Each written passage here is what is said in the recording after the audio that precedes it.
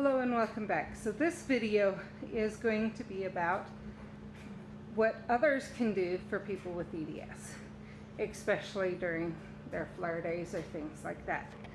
Some things that I have noticed is, first, we want to feel like we are contributing in some way, somehow.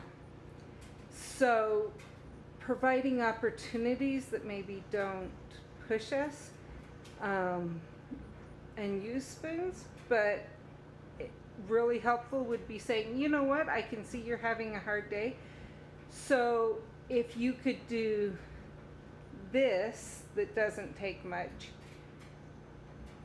and I'll do this other that I can tell you're struggling with, that would be beneficial for me. And the reason I'm not stating for sure what this should be or that is, for some people, walking around may be difficult, but they can fold clothes. Other people, maybe folding clothes will be the issue, but they could vacuum or take the trash out or something like that, or different things that don't require, or drive, things that don't require as much upper body.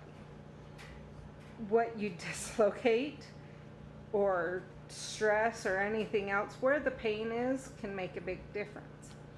Sometimes it's, hey, I need a hug, can you give me a hug and then I'll go do this. They at least feel like they're doing something, especially if you don't make it feel, well, I'm just trying to find something for you to do. Find something that you need done that they can do, and then offer to trade, because that can make the person with EDS feel like they're actually accomplishing something, while what they need to have done is done. Rather than just go do what they need to have done, if you are always doing everything for them, they feel like they aren't contributing. And everyone wants to contribute, whether it's financially, mentally, whatever that may be. Another option is look for things that might make life easier. Bissell has a mop that is actually a vacuum also.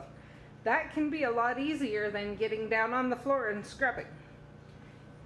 And so simple things like that could actually make life easier for someone with EDS. Another thing is, be aware of how you phrase things. This can be really difficult. My husband struggles with this even. And he'll say things like that, well, I need to go do this because you can't. And yeah, I know I can't. I already know that. I don't need to be reminded that I can't do this. And how you phrase it can also, the tone of your voice can also make a huge difference. The same thing said nicely, hey, I know you're struggling. Can I go do this? Or I'm going to go do this for you. Said calmly is a lot, makes us feel better than, hey, I know you're struggling, but I need to go do this because you can't.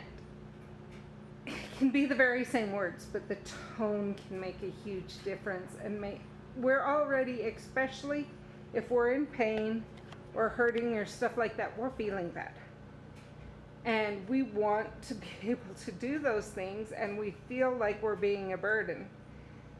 And so when you say something like that, during those times especially, it hurts.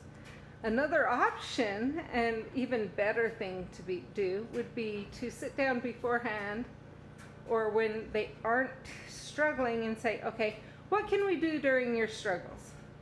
Let's make a list of what needs to get done, what I can do, what you can do, things like that, so that it's not during their hard times, and they can know they can turn to that list for options of ways to be productive.